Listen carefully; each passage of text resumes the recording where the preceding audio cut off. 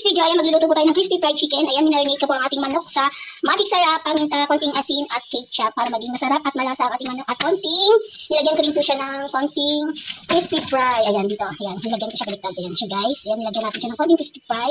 Ayan, then ito, pipito na po natin siya. Guys, ito na ating crispy fry. Ayan, ito ang ating chicken. So ngayon, kukuha tayo ng chicken and then igaganon po natin siya.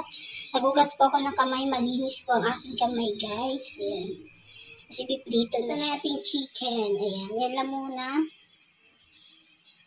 Mainit na ang ating mantika mga lalabs.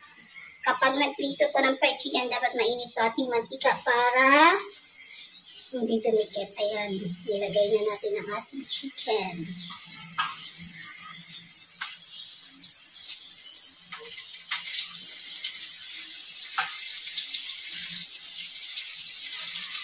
A few moments later.